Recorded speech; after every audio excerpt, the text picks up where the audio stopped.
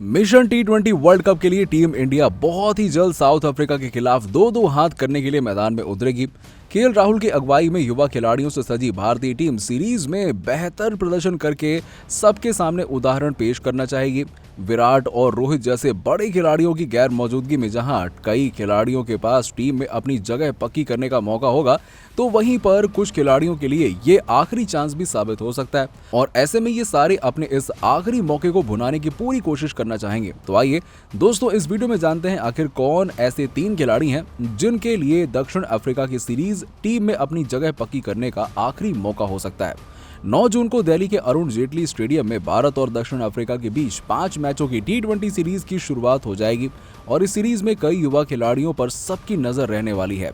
क्या राहुल के नेतृत्व में टीम इंडिया अफ्रीका को अपने घर पर हराने में कामयाब होगी या फिर नहीं, ये भी एक बड़ा सवाल रहने वाला है, क्योंकि बीते दक्षिण अफ्रीका दौरे पर ही राहुल की अगुवाई में भारत को अफ्रीका से हार का मुंह देखना पड़ा था।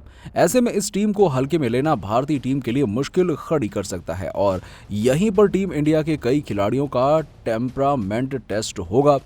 ये सीरीज कई खिलाड़ियों के लिए एक मौके की तरह है। अगर यहाँ वो अच्छा प्रदर्शन कर जाते हैं तो आने वाले दिनों में भारतीय टीम में अपनी जगह पक्की कर सकते हैं। वहीं पर कुछ खिलाड़ी ऐसे भी हैं जिनके स्पॉट के लिए कई खिलाड़ियों के बीच में कंपटीशन रहेगा। इसमें सबसे पहला नाम दिनेश कार्तिक का आता है, जो 3 सालों के बाद टीम इंडिया में वापसी कर रहे हैं। अब कार्तिक ने आईपीएल में तो धमाल मचा दिया था। आरसीबी के लिए खेलते हुए उन्होंने सबकी उम्मीदों के विपरीत इतनी जबरदस्त बल्लेबाजी की कि सीधे टीम इंडिया के ही दरवाजे तोड़कर एंट्री मार ली। लेकिन उनके लिए ये अब जरूरी रहेगा कि उन्होंने जिस तरीके से आरसीबी के लिए मैच जीता है, भारत के लिए भी उसी करिश्मे को दोहराने में कामयाब रहे। और अगर कार्तिक टीम इंडिया में मैच फिनिशर की भूमिका निभाने में असफल होते हैं तो उनके लिए फिर आगे की राह मुश्किल हो जाएगी, क्योंकि इस टीम में कई ऐसे युवा खिलाड़ी मौजूद हैं जो 6वें या 7वें नंबर पर बल्लेबाजी करते हुए फिनिशर की भूमिका निभा सकते हैं। इसीलिए डीके के लिए जरूरी होगा कि उन्हें जब भी मौका मिले वो मैच विनिंग नॉक खेलकर भारतीय टीम को जिताने में अपनी महत्वपूर्ण भूमिका निभा सके। इसके बाद दूसरा नाम स्टार ऑलराउंडर हार्दिक पांड्या का है। हालांकि हार्दिक पांड्या के लिए लड़ाई किसी दूसरे खिलाड़ी से नहीं बल्कि उनकी खुद से है, क्योंकि उनके जैसे कैलिबर का खिलाड़ी जो गेंद और बल्ले दोनों से मैच पलटने की काबिलियत रखता हो शायद ही इंडियन टीम के पास में मौजूद है। उनकी लड़ाई तो सिर्फ और सिर्फ उनकी फिटनेस से है। हाँ, हार्दिक अगर पूरी तरह से फिट रहते हैं तो उन्हें टीम से बाहर करना मुश्किल होगा, लेकिन हार्दिक को अपने आप को फिट रखने पर ज्यादा ध्यान देना होगा। उन्हें आने वाले साउथ अफ्रीका सीरीज में इंजरी से बचना होगा और साथ ही साथ जो स्टैंडर्ड उन्होंने आईपीएल में मेंटेन किया था उसे भारतीय टीम के साथ भी दोहराना होगा।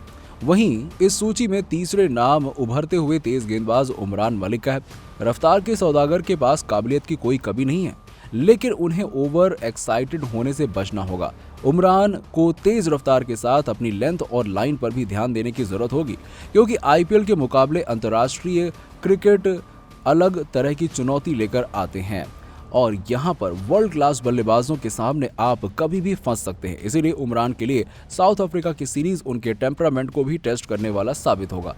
अगर वो यहाँ निखर जाते हैं तो भारतीय टीम के लिए ये एक बड़ा पॉजिटिव रहेगा, लेकिन अगर यहाँ उमरान फ्लॉप हो जाते हैं तो फिर क्योंकि गेंदबाजी यूनिट में कंपटीशन बहुत ज़्यादा है तो उनके लिए फिर टीम इंडिया में अपनी जगह बचाए रखना मुश्किल होगा। वैसे दोस्तों, आपके हिसाब से आपको क्या लगता है कि इन तीनों नामों में से कौन साउथ अफ्रीका के खिलाफ प्रदर्शन करने में सबको प्रभावित करने वाला होगा, सबको प्रभावित करने में कामयाब होगा? इस बात का जवाब हमें नीचे कॉमेंट सेक्शन में जरूर दीजिएगा और ऐसी ही खबरों के लिए सब्सक्राइब कीजिए हमारे यूट्यूब चैनल को। धन्यवाद।